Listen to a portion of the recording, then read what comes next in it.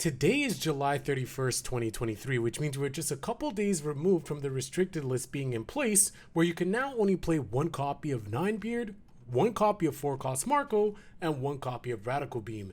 And I gotta give shoutouts to Garrett of The Worst Generation. Shoutouts to them on YouTube, shoutouts to them on Twitter, and also make sure you guys check out their podcasts as well. Link to their Twitter will be in the description down below. Shoutouts to Garrett for getting first place with his Whitebeard build, using Straw Hat engine as well as the White Pirates engine, using some unique ratios that I haven't seen before, so really innovative. Shoutouts to him for getting first place in the 1,000 player tournament for Core TCG's online regional.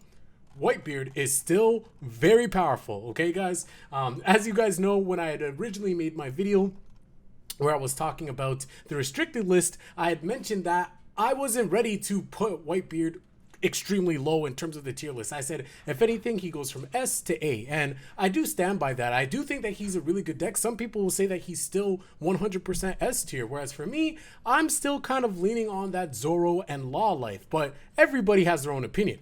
With that being said, the purpose of today's video is I want to figure out what your guys' opinion is on us having separate restriction lists than that of Asia. So obviously with our list, it's only until the OPO4 gets released, and then of course they're going to revisit it, but it's only for the English, I'm getting too excited, the English language version. I fused two words there.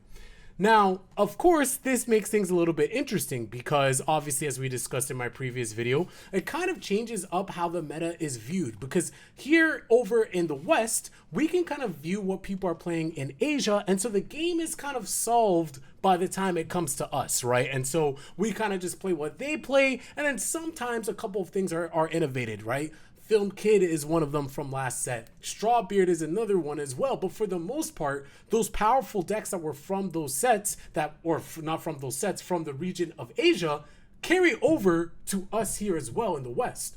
Now, with us having this ban list, of course, we just seen Garrett put on work. Whitebeard is still powerful, going to continue to be powerful. Zoro is still going to be powerful, and so is Law, as it was over in Asia.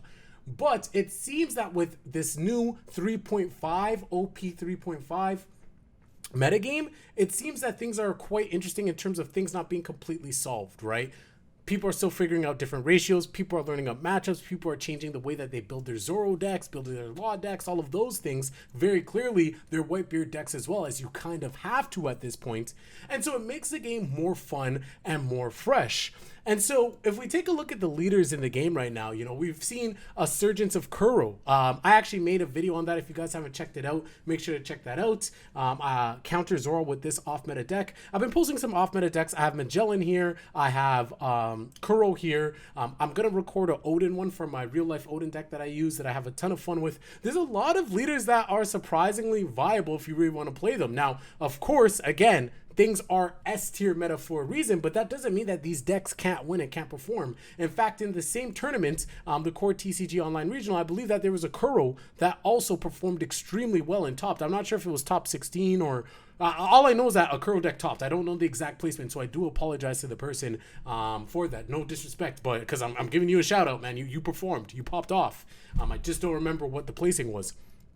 So you could definitely top with these decks. Obviously, I made a video on Magellan. Unfortunately, it seems like my Kuro video didn't do as well. I do want to upload Odin. I have some other leaders I want to talk about as well.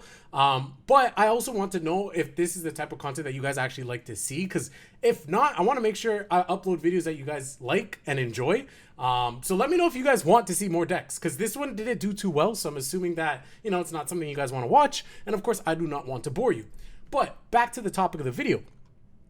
There's a lot of leaders that a lot of people are starting to be a lot more innovative with because the meta is not solved as of yet. Everybody's trying to crack what is the new sauce, what is the new best deck, what is the new best builds for those decks, right? For those leaders.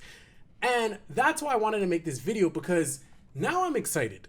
Because the idea, the prospect of us having a separate list compared to or a separate restricted and ban list, I should specify, compared to Asia, really excites me because, you know, other card games do this. You know, we could talk about Yu-Gi-Oh! Specifically, where, you know, they have the OCG and the TCG, right? Where the Japanese ban list is different from the English ban list.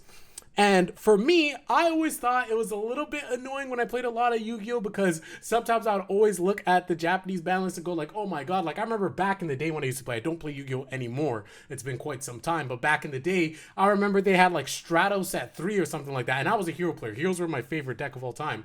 And I remember just always seeing them having Stratos at 3, and I'm just wondering, why the hell can't we have Stratos at 3 in English? Like, why do we only have 1? And it sucked, right? So I understand it from that perspective. And the thing is, back in Yu-Gi-Oh! As well, is the meta was also kind of solved because you could see what was really powerful over in Japan before it came over to TCG. But the thing is, TCG also had TCG exclusive cards, and more often than not, those exclusive archetypes also tended to be meta. Again, back, I'm kind of showing my age and when I played, but back when I played, Cosmos was a deck that was very, very popular, and that was a TCG exclusive, and so that kind of warped the meta a little bit, right? What I'm saying is, having a separate list might not be that much of a bad thing. Of course, you know, it sucks because, you know, we see how things perform in other regions and things like that, and so it makes it a lot easier for us to learn. But then the game kind of gets boring by the time that we actually get to play with it. Like, it's kind of like if you guys have played, you know, basically any game at all, right? Like the one that comes to my mind is Path of Exile, because that's a game I play a ton of. But you could think of any game where, you know, if everything is just laid out, you have the blueprint for everything and you just know exactly what you have to do. Sure, you're going to have fun doing it. You're going to have fun getting to the end of what you want to get to. But with the process of you figuring out, right, you know, that cliche saying of it's the journey, not the destination, you miss out on that. And so all of our friends over in Asia, they get to enjoy that process as every new set comes out. Whereas for us, we kind of don't. And now you can argue and say, well, Ryan, you can still do it, right? Nobody's telling you to play those meta decks, but, you know, you're choosing to do that. And you'd be 100% right in saying that. You're 100% correct. But the thing is, a lot of people don't go by that. You know, a lot of people will just go to One Piece top decks, see what's playing, you know, what's topping in Japan. Oh, okay, this is the meta. Okay, I'm just going to play this, right? So for me, in my opinion, I wouldn't mind us having 2 separate lists going forward, right? Just to keep things spiced up. You know, we could still look to Asia to see what they're playing, but then if our game is a little bit different and we also have to crack the puzzle, right? Figure it out ourselves as well, then that is something that I am extremely excited for. It took me a little bit of time to kind of come to this conclusion because I had to think about it, but I don't know. I'm fully on board for us to have a separate metagame from Asia, if that was to be the case. If it's not, and how it is how it is now, again, I also have no problem with that. But should this be a standard going forward? I mean, for me, that also excites me. And so that was the purpose of this video. I wanted to get my thoughts out there, but more importantly, I wanted to see what you guys, what the community has to say. I'll probably also make a poll on YouTube as well for you guys to vote, because I'm really curious to get your guys' points of view on this. Do you guys think that having 2 separate restricted or ban lists is good for the health of the game over here in the West, just so things aren't always solved? Or would you much rather have the list be unified?